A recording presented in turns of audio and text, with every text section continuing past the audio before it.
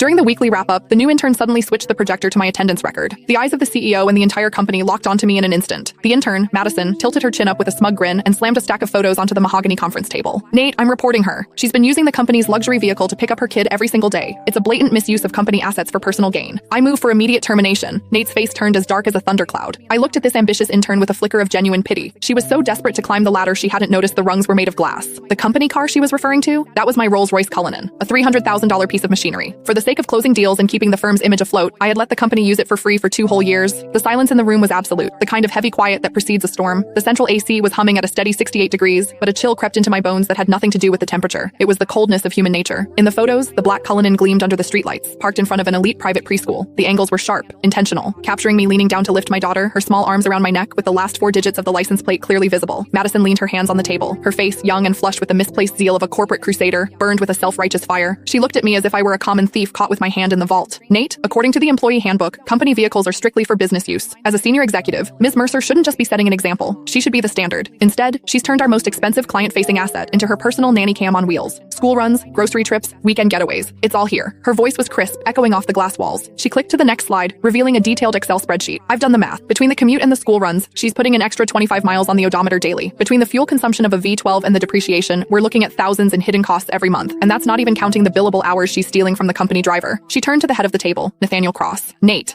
was my college classmate. He was the founder of this firm. In the early days, when he couldn't even cover payroll, I was the one who dipped into my savings to keep the lights on. Later, when we needed to project an image of success to land the big fish, my 5-year-old BMW didn't cut it. Without a second thought, I brought in the Cullinan I'd bought myself as a 35th birthday present, a car I'd owned for less than a month. I told him back then, take it, use it. We need the clients to see we're already in their league. That temporary favor had lasted 2 years. I paid for the gas. I paid the insurance premiums. I covered the maintenance. Sometimes when the driver was overwhelmed, I even drove to JFK myself to pick up VIPs. Everyone in this building knew that car was mine, or at least they should have. But looking at Nate now, there was no defense in his eyes. His brow was furrowed, his fingers drumming rhythmically on the table, a nervous habit he had whenever he was weighing his own interests against someone else's. Diana, Nate finally spoke. His voice was low, coated in a professional coldness that felt like a slap. The evidence Madison provided, is it true? I stared at him, my heart skipping a beat. Is it true? 2 years ago, when he begged me for the car to save face, he said, Diana, I'm so sorry to ask this of you. As soon as we're in the black, I'll buy you a brand new one. 1 year ago, when the cash flow dried up, I used that car as collateral for a bridge loan so he could pay his staff. He told me then, Diana, this car is the company's lifeline. It's your badge of honor. And now, he was asking me if it was true. I scanned the room. George, the sales manager, had used that very car last week to pick up his mother-in-law from the hospital, bragging on Instagram about company perks. Now he kept his head down, intently studying his legal pad. Sarah from HR, who asked for the keys every other month for supplies but really just wanted to cruise with her boyfriend, was looking at me with a sneer, as if I were a white-collar criminal. It turns out that in the face of profit, kindness isn't just cheap, it's invisible. What do you think, Nate? I asked. My voice was calmer than I expected. Nate avoided my gaze. The photos speak for themselves. Diana,